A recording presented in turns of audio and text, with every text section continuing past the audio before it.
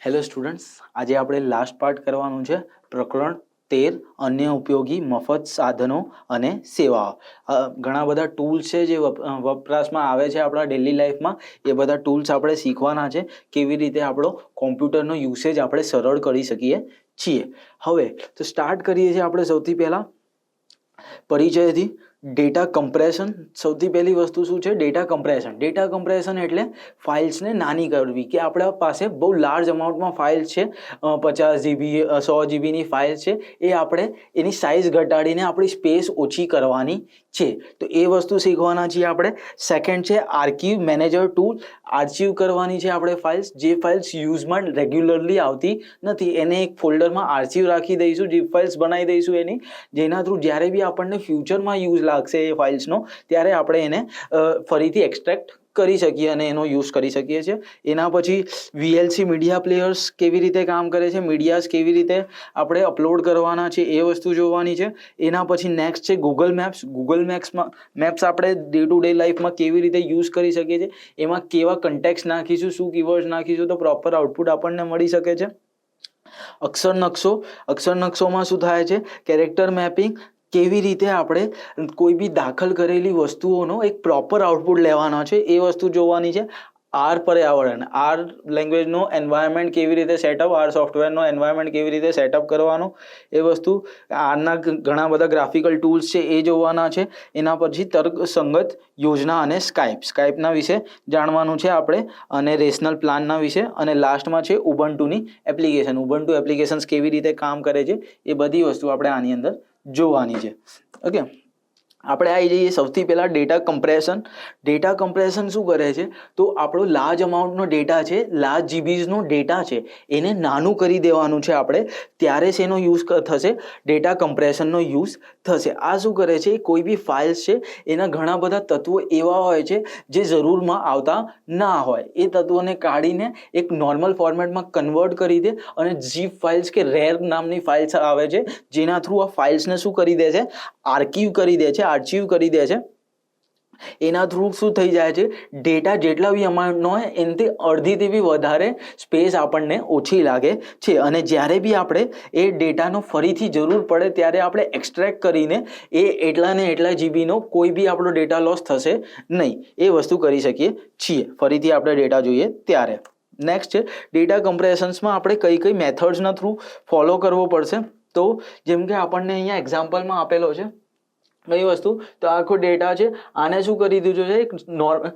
એક આપણે નોર્મલ ફોર્મેટમાં કન્વર્ટ કર્યું છે, કે કોઈ બી વર્ડ છે એને સ્મોલ વર્ડ્સમાં કેવી રીતે આપણે લખાઈ દેવાના, જે એન્ક્રિપ્ટેડ વર્ડ્સ જેને કહેવાય છે, એ વર્ડ્સમાં કેવી રીતે લખાઈ દેવાના, એ કેવી રીતે કરીશું? તો સૌથી પહેલો છે આપણી પાસે ઓછી મહત્વપૂર્ણ માહિતીને દૂર કરવી, એટલે એલિમિનેટિંગ લેસ ઇમ્પોર્ટન્ટ ઇન્ફોર્મેશન. જે બી આપણે ફાઇલ્સમાંથી જે વસ્તુઓ જરૂરી નથી એ વસ્તુઓને શું કરીશું? આપણે કાઢી નાખીશું, અને જે વસ્તુની બહુ વધારે પડતી જરૂરત છે, આપણા પાસે બહુ ઇમ્પોર્ટન્ટ છે, એ જ વસ્તુ ખાલી આપણે ડેટાની અંદર રાખીશું. સેકન્ડ છે એન્કોડિંગનું ઉદાહરણ. એન્કોડિંગના ઉદાહરણમાં શું થશે? તો જે બી આપણે, જેમ કે 1 છે તો 1ને શું કહેવાય છે?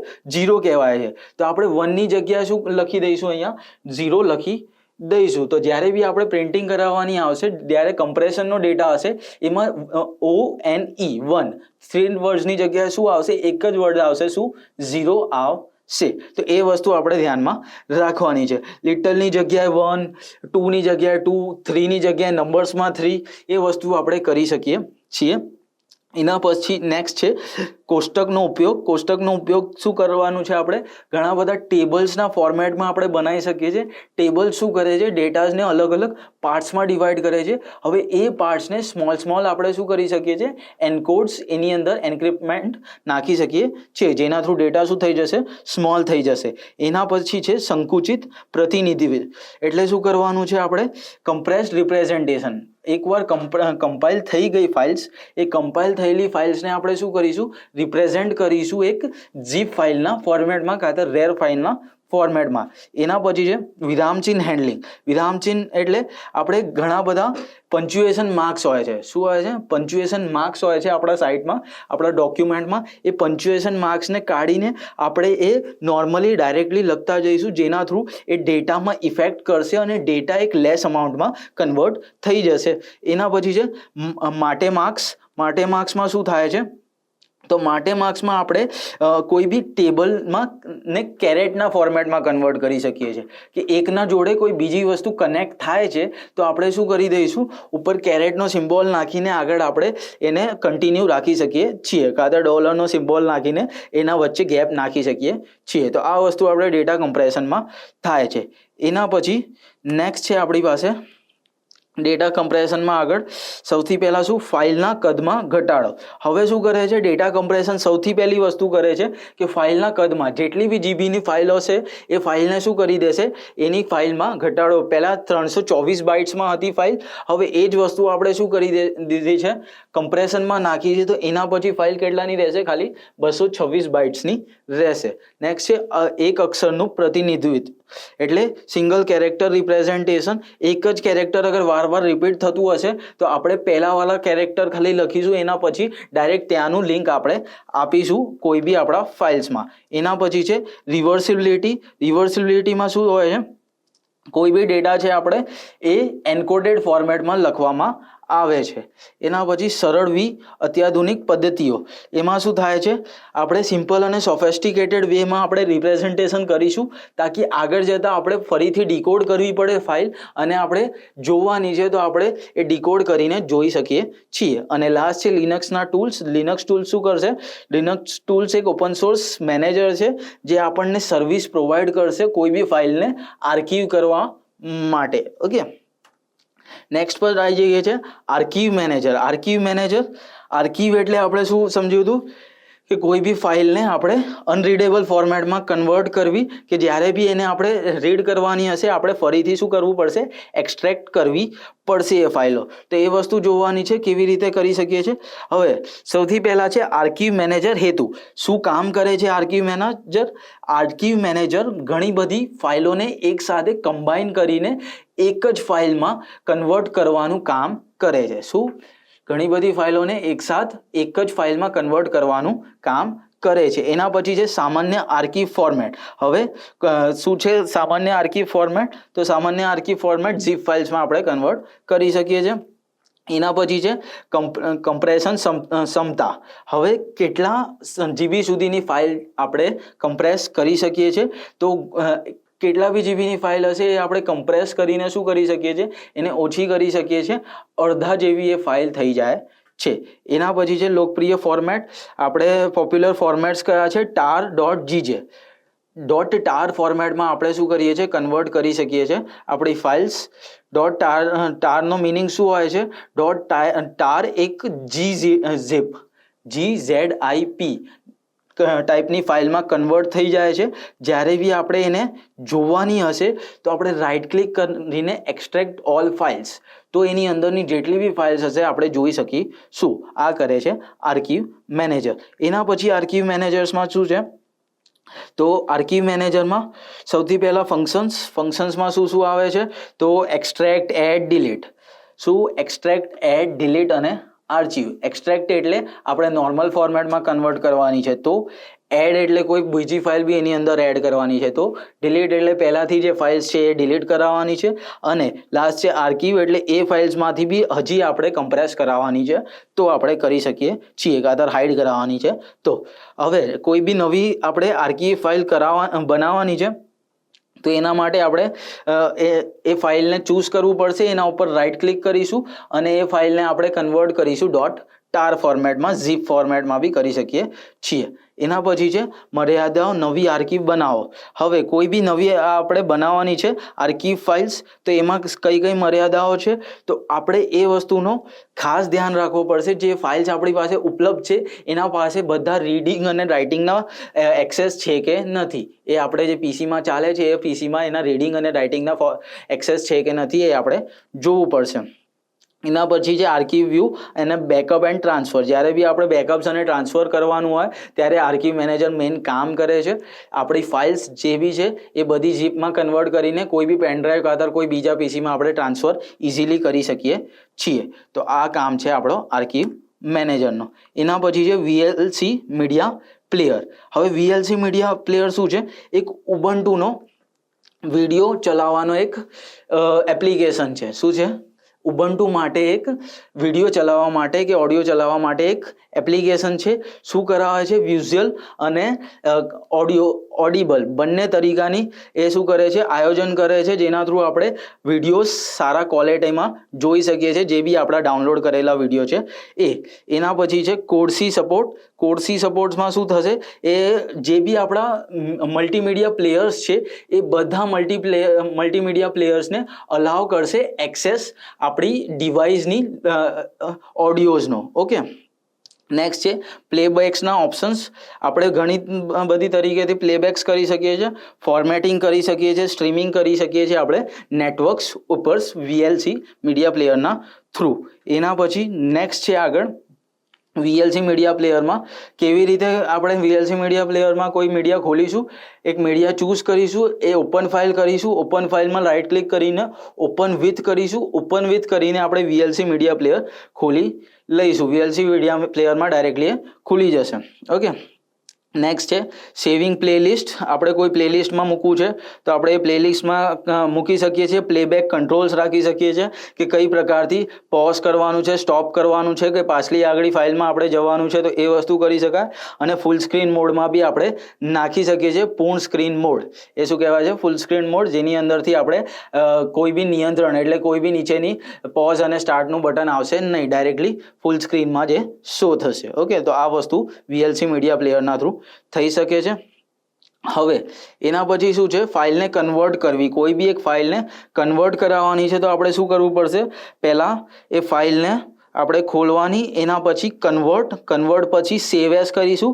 સેવ એઝ કરીને આપણે કોઈ બીજા ફોર્મેટમાં બી આપણે નાખી શકીએ છીએ ફાઇલનો ઉમેરવી. પહેલાં ફાઇલ આપણે ઉમેરીશું, એના પછી કન્વર્ટ વિકલ્પ પસંદ કરવો.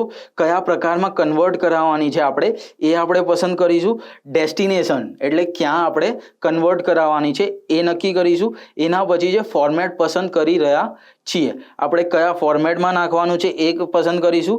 રૂપાંતર શરૂ કરો. રૂપાંતર એટલે સ્ટાર્ટિંગ કન્વર્ઝન, એટલે સ્ટાર્ટ કરીશું આપણે તો કન્વર્ઝન એનો સ્ટાર્ટ થઈ જશે. અને લાસ્ટ છે એરર હેન્ડલિંગ. એરર હેન્ડલિંગ એટલે કોઈ બી પ્રકારની ત્યાં એરર આવશે તો એ ઓટોમેટિક આપણે નેક્સ્ટ કાતર સ્કીપ કરી શકીએ છીએ. ઓકે, આના પછી છે ગૂગલ મેપ્સ. ગૂગલ મેપ્સ આપણે ડે ટુ ડે લાઈફમાં બી યુઝ કરીએ છીએ. શું છે ગૂગલ મેપ્સ? તો આપણને એક જગ્યાએથી કોઈ બીજી જગ્યાએ જવાનું હોય તો એનો રાસ્તો બતાવવા માટે ગૂગલ મેપ્સનો યુઝ થાય છે.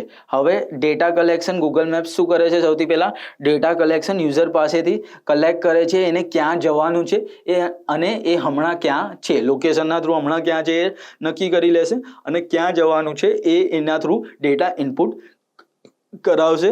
સેકન્ડ છે વપરાશકર્તાને યોગદાન. હવે વપરાશકર્તાનું યોગદાન વગર ગૂગલ મેપ્સ કામ કરી શકતો નથી. કેવી રીતે?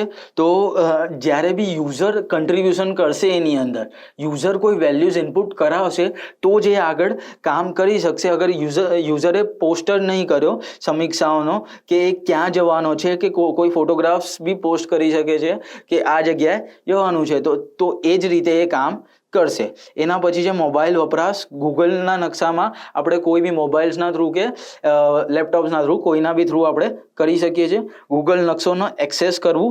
કોઈ બી ગૂગલ નકશાનો એક્સેસ કરવાનું છે તો ડાયરેક્ટ આ લિંકના થ્રુ http://maps.google.co.in ના થ્રુ બી આપણે કરી શકીએ છીએ. કાતર www.google.co.in ના થ્રુ બી આપણે કરી શકીએ છીએ. ડાયરેક્ટ અગર આપણી પાસે એપ્લિકેશન નથી તો ડાયરેક્ટ કોઈ પ્લેટફોર્મથી કરવું હોય તો આપણે લિંકોથી બી કરી શકીએ છીએ. સ્થાન શોધો. સ્થાન શોધો એટલે કઈ જગ્યાએ જવાનું છે એ જગ્યાનું લોકેશન ડિટેક્શન કરવું.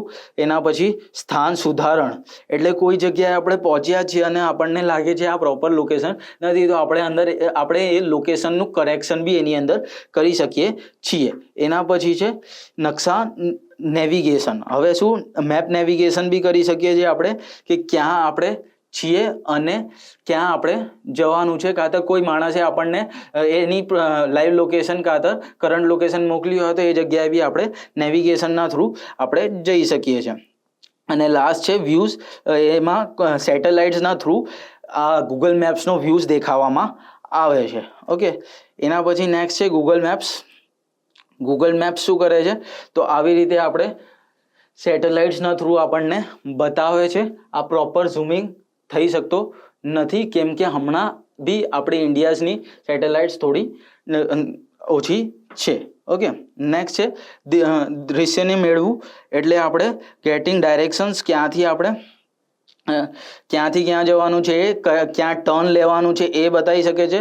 કોઈ બી સ્થાન શોધવો છે આપણે તો એ શોધી બી શકીએ છીએ. અહીંયાથી આપણે દિશાનું નિર્દેશન એટલે જ્યાં આપણે છીએ ત્યાંથી બીજી જગ્યાએ જવા માટે આપણે એ દિશા કે લેફ્ટ લેવું, રાઈટ લેવું કે સ્ટ્રેટ જવું એ બી બતાવી શકે છે.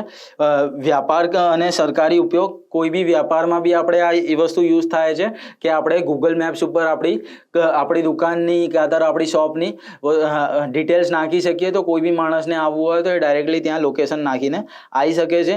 એમ્બેડિંગ નકશા, ઘણા બધા ટૂલ્સ છે જેના થ્રુ આપણે અલગ અલગ દેશોના બી આની અંદરથી જોઈ શકીએ છીએ. આ મેપ્સના થ્રુ આપણે જોઈ શકીએ છીએ. પ્રવાસન ઉપયોગ અને વધારાની માહિતી, આપણે આજુબાજુની લોકેશન્સની કોઈ બી નાસ્તાની દુકાન, ATM services, banks, petrol pumps એ બધી વસ્તુઓ જોવાની છે તો બી આપણે ગૂગલ મેપ્સના થ્રુ જોઈ શકીએ છીએ. ઓકે, આ વસ્તુ છે ગૂગલ મેપ્સ માટે. એના પછી છે કેરેક્ટર મેપિંગ. કેરેક્ટર મેપિંગ શું કરાવે છે તો કેરેક્ટર મેપિંગમાં આપણે અલગ અલગ ટૂલ્સ છે જેના થ્રુ આપણે શું કરીશું, કેરેક્ટર મેપિંગ્સ કરી શકીશું. કેરેક્ટર મેપિંગ શું કરાવે છે તો કેરેક્ટર મેપિંગ અલગ અલગ દેશોની લેંગ્વેજીસ આપણે કઈ રીતે સિંગલ એક જ કેરેક્ટરથી લખી શકીએ છીએ. આપણે લખ્યું છે ઇંગ્લિશમાં, એને કોઈ બીજી લેંગ્વેજીસમાં કન્વર્ટ કરાવવાનું છે તો એને કહી શકાય છે કેરેક્ટર મેપિંગ. હવે કીબોર્ડ્સમાં ઇનપુટ કરીએ છીએ આપણે. એકવાર આપણે ઇનપુટ કરી દીધું એના પછી આપણે શું કરીશું, અહીંયાથી આપણે લેંગ્વેજ સિલેક્ટ કરીએ છીએ, એ લેંગ્વેજ કન્વર્ટ થઈ જશે. જે બી આપણે લખ્યું છે એ બીજી ભાષામાં કન્વર્ટ થઈ જશે તો એને કહેવામાં આવે છે કેરેક્ટર મેપિંગ. એ શું કરે છે તો આપણને સરળતા આપે છે કોઈ એક વસ્તુને બીજાને સમજાવવું જેને આપણી લેંગ્વેજ આવડતી નથી. ઓકે, નેક્સ્ટ છે આર સોફ્ટવેર. આર સોફ્ટવેર શેના માટે યુઝ થશે તો આર સોફ્ટવેર યુઝ થાય છે કોઈ બી GNU માટે.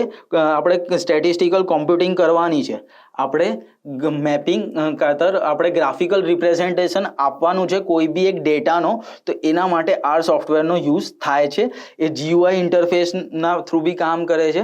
એ શું કરે છે, રિપ્રેઝન્ટેશન આપે છે ગ્રાફિકલ યુઝર ઇન્ટરફેસમાં કે આપણી કોઈ બી ડેટા છે એ કેવી રીતે રિપ્રેઝન્ટ થશે. જેમ કે ઇન્ડિયાની પોપ્યુલેશનનો ડેટા છે યર બાય યર, તો એ કેવી રીતે આપણે રિપ્રેઝન્ટ કરવું એ વસ્તુ આર સોફ્ટવેરની અંદર આવે છે. એ શું છે, એક સ્ક્રિપ્ટિંગ લેંગ્વેજ છે. સ્ક્રિપ્ટિંગ લેંગ્વેજ એટલે ડાયરેક્ટલી આપણને કોઈ એક્શન ઉપર એ રિએક્શન આપે છે. એ ડાયરેક્ટલી કોઈ આઉટપુટ ના આપે, કોઈ એક્શન આપી છે આપણે તો એના ઉપર જ રિએક્શન આપશે. એટલે કોઈ ડેટા આપણે મૂક્યા છે તો એ ડેટા ઉપર જ એ કામ કરશે. ટિપ્પણીઓ કેવી રીતે કરી શકાય એટલે કમેન્ટ્સ આપણે હેશટેગના થ્રુ આર સોફ્ટવેરની અંદર કરી શકાય છે.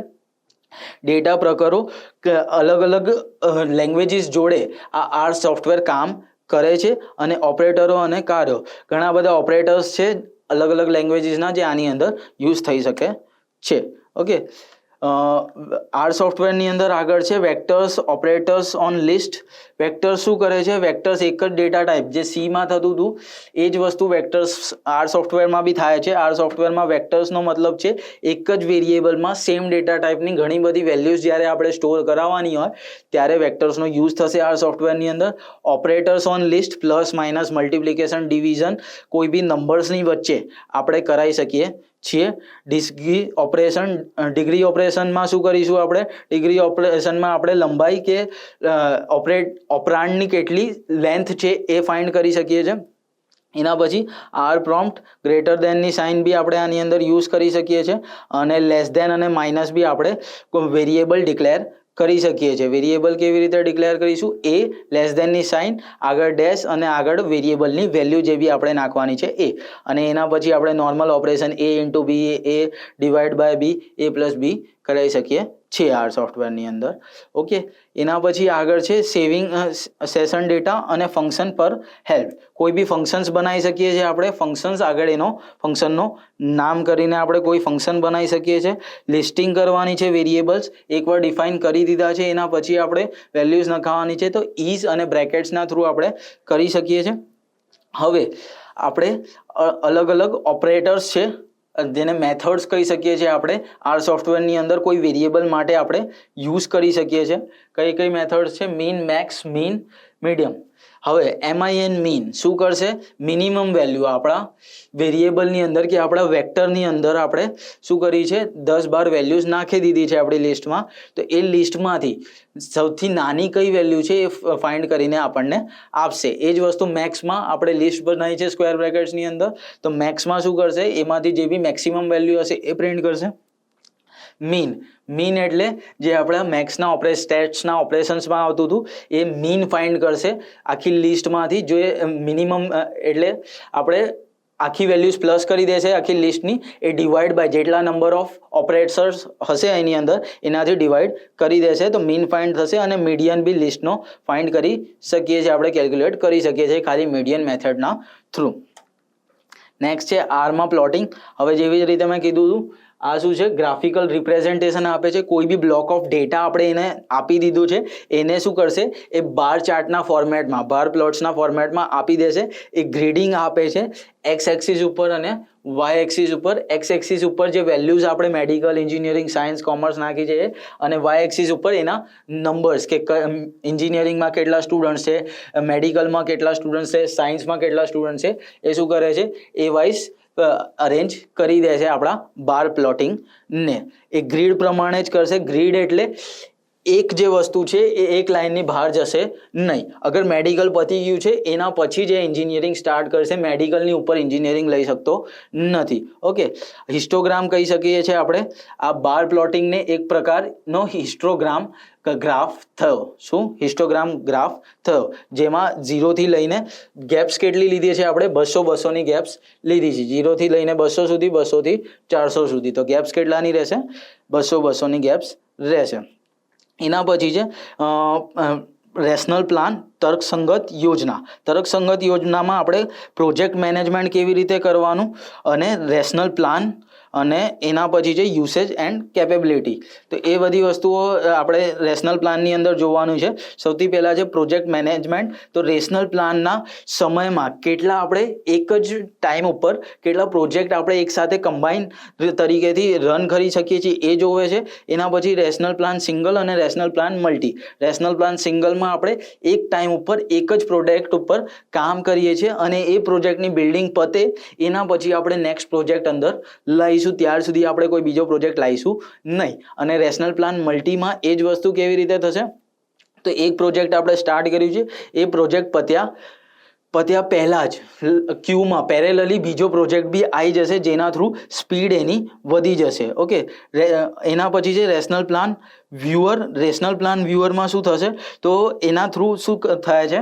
પ્રોજેક્ટ ફાઇલ્સ, જેટલી બી પ્રોજેક્ટ ફાઇલ છે એક સંગઠિત ઇકઠ્ઠી થઈ જાય છે એક જગ્યાએ ઉપર, અને જ્યારે બી આપણે એને એક્સેસ લેવાનો છે આપણે એ ડાયરેક્ટલી ક્લિક ઉપર વ્યૂ કરી શકીએ છીએ. અને લાસ્ટ છે ઉપયોગ અને સુસંગતતા.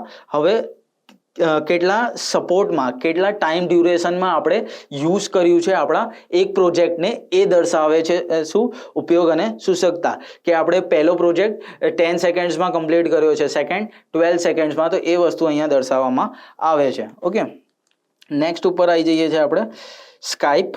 સ્કાઇપ શું કરે છે?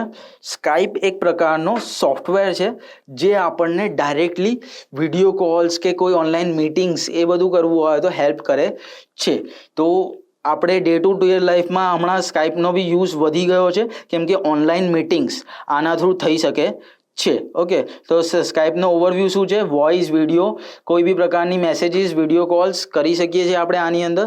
ઇન્સ્ટોલેશન પ્રોસેસ એની સિમ્પલ છે. કોઈ બી બ્રાઉઝર ઉપર જઈશું આપણે અને ઇન્ટરનેટ કનેક્શન જોડે આપણે કોઈ બી બ્રાઉઝર ઉપર જઈએ અને એમાં ખાલી લખીશું સ્કાઇપ ડાઉનલોડ, તો માઇક્રોસોફ્ટની એપ્લિકેશન છે સ્કાઇપ ડાઉનલોડ તમને ડાયરેક્ટલી મળી જશે.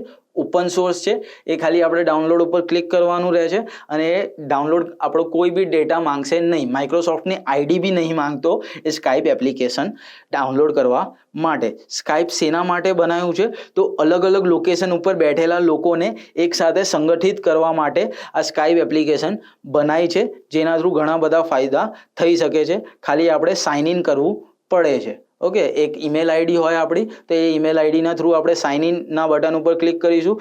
સાઇન ઇન આપણે આપણી ઈમેલ આઈડી નાખીશું, પાસવર્ડ ક્રિએટ કરીશું અને આપણે સાઇન ઇન કરી શકીએ છીએ. આ રીતે સ્કાઇપ ઓનલાઈન કનેક્ટ કરવા માટે ઘણા બધા લોકો જે અલગ અલગ લોકેશન ઉપર છે એને કનેક્ટ કરવા માટે સ્કાઇપ સોફ્ટવેરનો યુઝ, સ્કાઇપ એપ્લિકેશનનો યુઝ ખાલી થાય છે. ઓકે, આટલું છે તમારા ચેપ્ટર 13 માટે.